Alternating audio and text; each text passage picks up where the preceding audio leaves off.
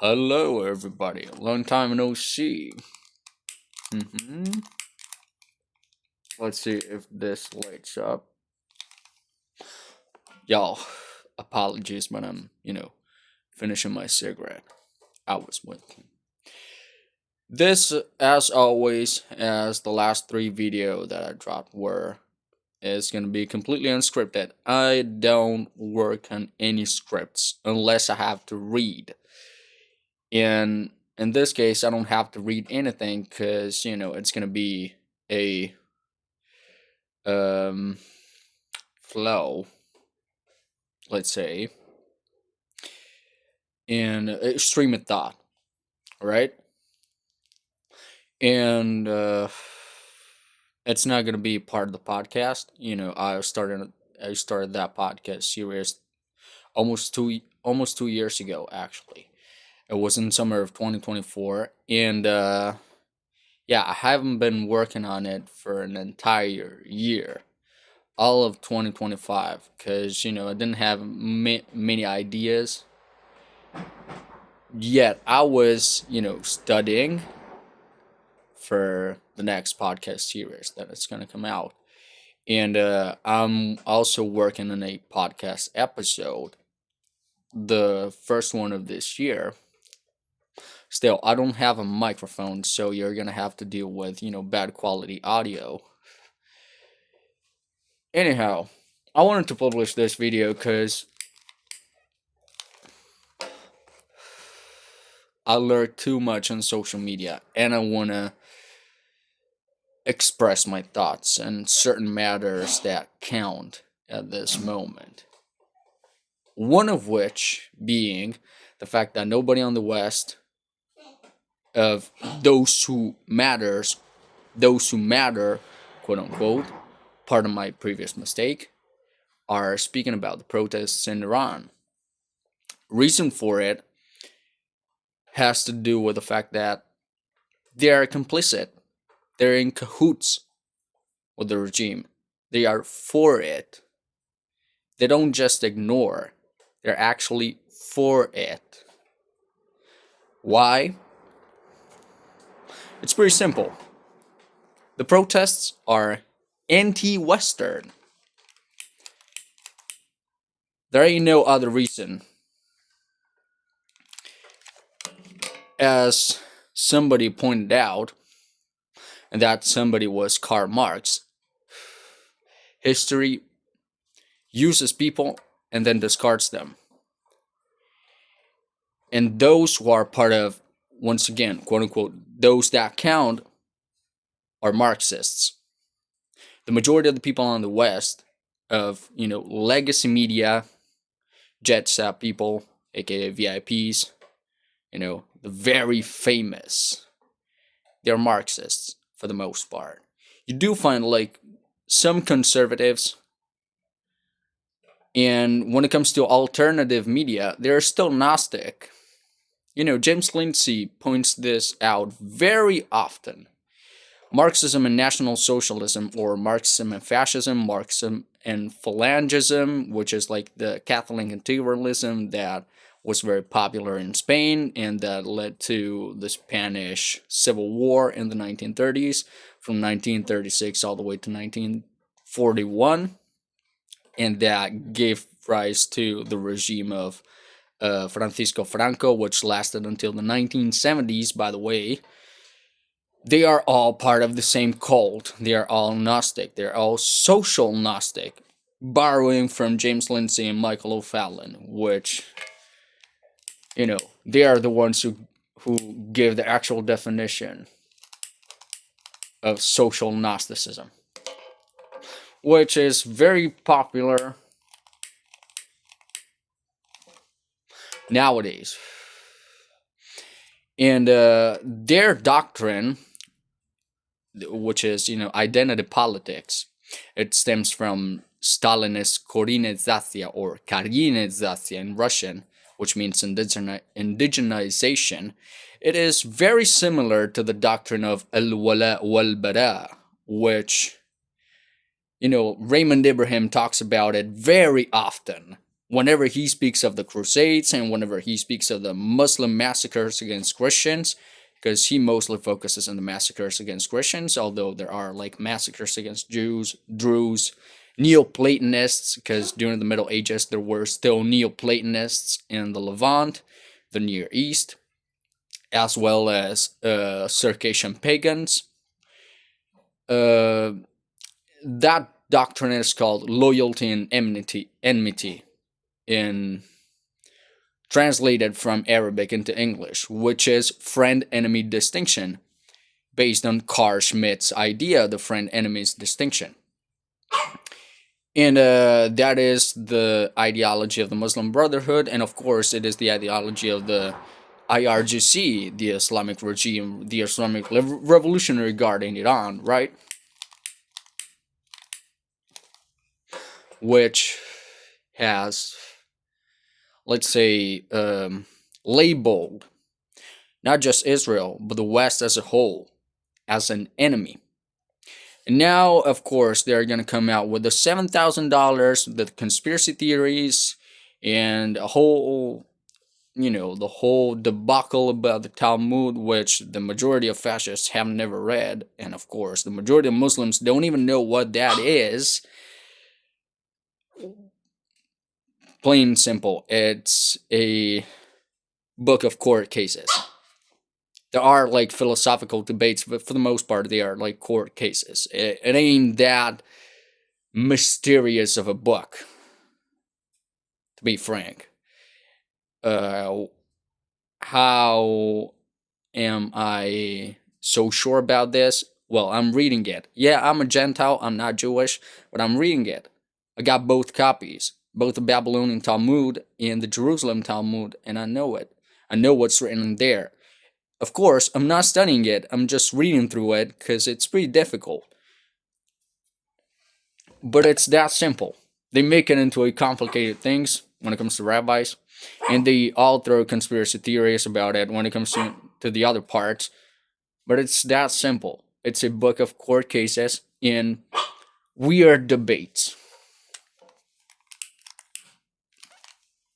which have never been settled, by the way. Debates that have never been settled. Anyhow, I was digressing as always, so pardon me. They're complicit. They're all complicit with the Islamic regime. And you'll never be able to find anything that goes against that narrative. Right? So I'm going to tell you about something that happened not too long ago. I think it was in the 1960s, from the 1950s and the 1960s. That is the birth of what the mainstream media call the Red-Green Alliance, which is not an alliance of convenience. It's an ideological partnership. That is the Algerian Civil War.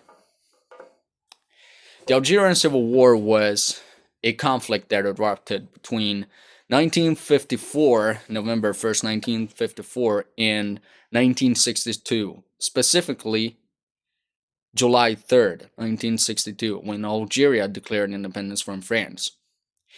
And what you find is, as the two conflicting factions were the Front National de Libération, the Nationalist Front of Liberation, which was the Algerian pan-Arabist Marxist terrorist group, terrorist militia, against the French army, captained by Charles de Gaulle.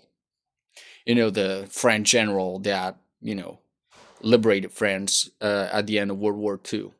It was that guy, right? The French were defeated in the First Vietnamese War. It was called the Indo-Chinese War. And they had to cope with another revolution. It was a colored revolution, so it was a red revolution specifically, a communist one. And the Marxists, they formed an alliance with the Muslim. And that was an alliance out of convenience because, the majority of the population in Algeria back then was Muslim. But you did find, like, other religious minorities like Protestant Christians, mostly among the Kabyles, Catholic Christians among Sardinians living in Algeria. Yeah, there were Sardinians living in Algeria, and they were genocided by the Algerians back then. Italians, French, Harkis. The Harkis were the Arab Christian militias that were pro-French. Some of the Harkis were Muslim, but the majority were Catholic Christian. And a bunch of others, There were also Spanish people, Spaniards.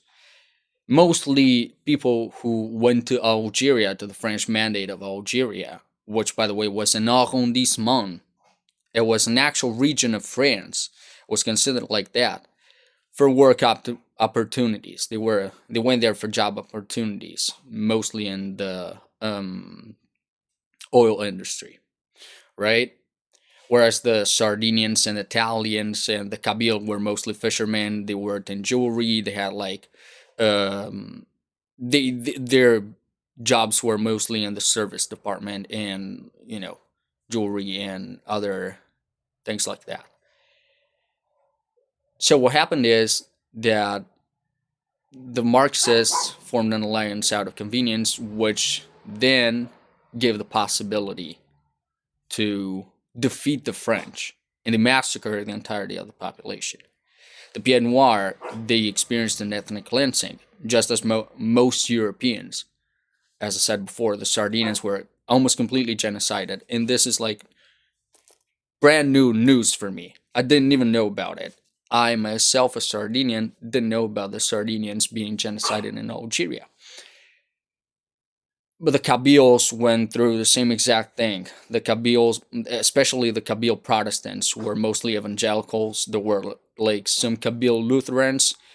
There were also Kabyle Catholics, by the way. Those who were, quote unquote, Italianized Kabyle. And on top of, Thakbaylith, which is their native tongue, and Arabic, they also spoke Italian because they lived mostly in Italian neighborhoods. And so that was an alliance out of convenience, but that bled into other revolutionary movements that were very popular in the Near East and in North Africa, most importantly the PFLP and the PLO, right? The Popular Front for the Liberation of Palestine and the Palestine Front of Palestine Liberation Organization, right? And they were all communists, all of them. And they were funded by the Soviet Union, just as like the FLN in Algeria. They were funded by Andrei Gromyko, who was the Minister of Foreign Affairs in the Soviet Union in the 1960s. Then, once they embraced the ideology of the Muslim Brotherhood in the 1990s, the FLN, the National Front of Liberation in Algeria, became Islamic fundamentalist. They became, quote unquote, Islamists, which means simply abiding by the laws of the Quran. It's like the Quran is one of the, if not the most popular Gnostic book in history. Yeah, Islam is a Gnostic ideology. It was born out of Manichaeism in heretical Christian sects that were popular in pre-Islamic Arabia, most notably the Ephesians. And so they rebranded and became Gnostic. They rebranded and became fundamentalist Muslims, though they were already Gnostic, they were Marxists. So this is like a point that I wanted to make, because the massacres that were committed by the National Front of Liberation in Algeria, they were completely covered up by the Marxists in the West. Why? Because they were committed by anti-Western actors. And when it comes to anti-Western actors, they abide by the same principle. Everything that goes against the West is counted as good, right? The reason why they go against Israel is because it's Western, or at least it abides by Western principles. No other reason. The reason why the Nazis went against the Jews during the Holocaust, during the Shoah, is because they abode by the principles of individual thought. Judaism is a religion that encourages individual thought. The reason why Christianity allows individual thought is because it stems from Judaism. Judaism encourages individual thought, which, coupled with Hellenic philosophy in Roman law, gave birth to the Enlightenment. The Enlightenment is a direct consequence of the Renaissance and the rediscovery of the ideas of individual thought, and individual conscience, and individual rights. The reason why they went against the Jews was because they wanted to go against the individuals. That is the reason why the woke right Judaizes those who are not Jewish by calling them $7,000, by calling them good goys, by calling them Jews. Yeah, they call non-Jews Jews. Why? Because we think as individuals. And that is the core root of Western ideals: individual liberties, individual conscience. And those who go against the West, they want to destroy individual conscience. And those who are part of the West and want to go against it, they ally themselves with anybody who goes against individual conscience. The revolution, the rebellion that you have in Iran is a rebellion for individual conscience, is a rebellion for individual thought, for individual rights. So the anti-Western, the paid actors, most of them are also paid. They are like on an actual payroll. They openly go against it, not just because they're paid, but the same, oppressors like the IRGC or Qatar or China, for that matter. But also because there's an ideological root, and the ideological root is, I don't want people to think for themselves. Simple as that. It's that easy. There is no other reason. Therefore, they're not going to pay attention. Not only aren't they going to pay attention to the massacres that are being committed in Iran, they're going to cover for those who commit the massacres, just as they did in Algeria, just as they did in Libya under Gaddafi. Venezuela, there are countless mass graves in Venezuela. Why isn't anybody talking about those? Because Maduro went against individual thought, individual rights. And those who are anti-Western, as I said before, they go against individual conscience, individual thoughts, and individual rights. They don't want that. It's al-wala wal-bara, loyalty and enmity, which is the foundation for tribalism. It's the foundation for identity politics. Going once again back in time, the civil war in Lebanon was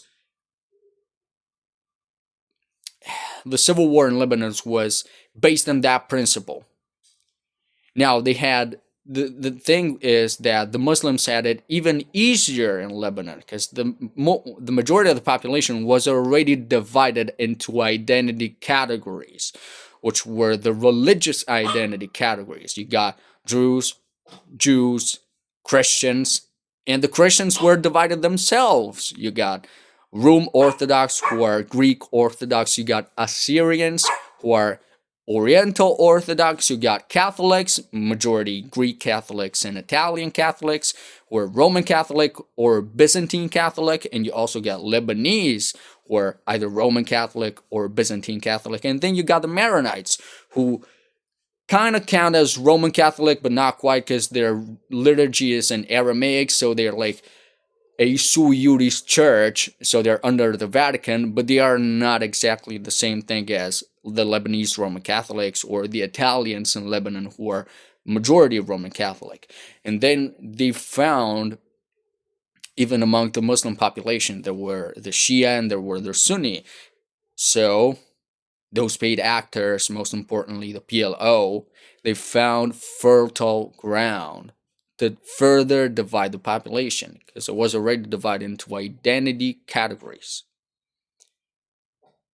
So it was very easy to balkanize. Remember the 4 stages of ideological subversion, right? One of the stages is balkanization. If you have a population that is already balkanized, your task is going to be 100 times easier, right?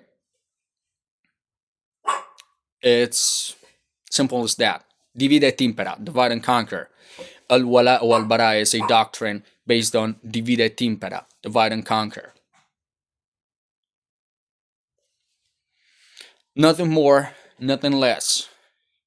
And this revolution in Iran undermines the process of balkanization in the West.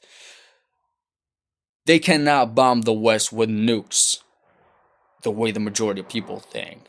They can't. They might have like the most powerful armies like China and Russia, but Russia has they have no interest in bombing the shit out of Western countries, even though they're engaging in a war of attrition with Ukraine. Unpopular opinion,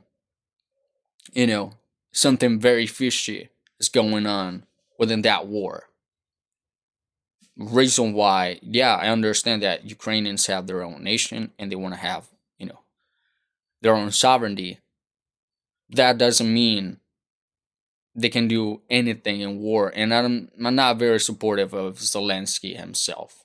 Supportive of Ukrainians, sure. I'm not supportive of Zelensky.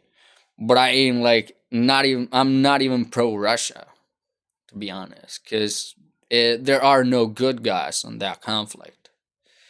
Because that war is between Russia and the United States. Why?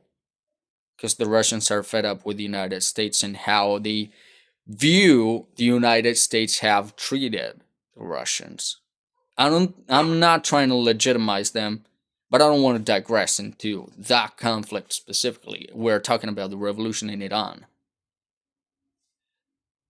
The revolution in Iran is seen as a wedge that undermines the balkanization of the West. You see, Israel is used by these anti-Western actors as a wedge to further balkanize the population between anti-Israel and pro-Israel. Whereas the revolution in Iran is seen as a counter tool. It's seen as a tool to counter the operations that they want to engage with by balkanizing the people on whether they're pro or anti-Israel. By the way, being anti-Israel on the basis of what these fuckers on mainstream media say is being anti-Semitic, because you don't see anybody else questioning no other sovereignty except that of the Israelis within their own homeland, which has always been their own homeland. But once again, I digress. I don't want to talk about Israel at this point, because the matter of the fact is Iran. What I'm here to talk about is Iran. Iran is seen, especially Iran, as the Iranian people, whether they are the people in Iran itself or the diaspora. They're seen as a tool that counters the balkanization. And since they have no actual means to destroy the West, they're going to do it from within by following the 4 stages of ideological subversion.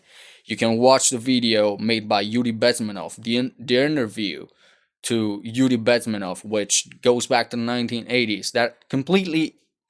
It clearly explains the 4 stages of ideological subversion. Right now, we are at the very end of the stage of balkanization.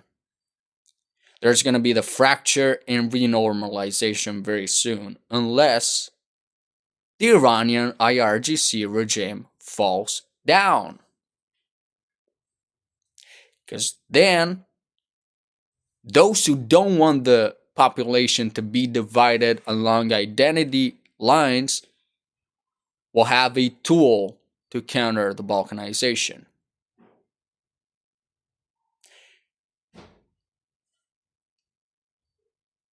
This is why Hollywood, those who are in Hollywood, they're just, they're pretty smooth brained people. They're dense.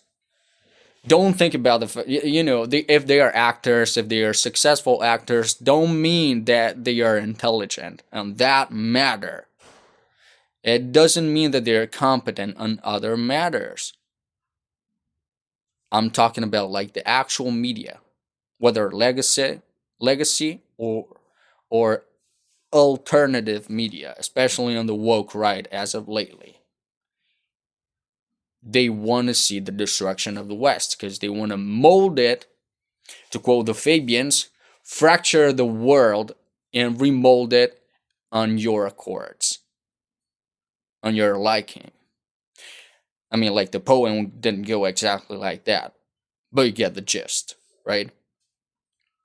George Bernard Shaw actually talked along those lines about the core foundation of the Fabian socialists.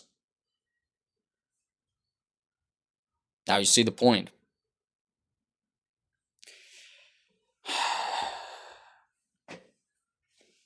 So, with all that being said, I'm going to close off this video. And I hope I gave you food for thought. We're going to start once again with actual content from this point onwards. Yeah, you're going to have to wait until I have like an actual camera and an actual microphone. I hope you're going to subscribe because we got a lot of shit to talk about. Peace.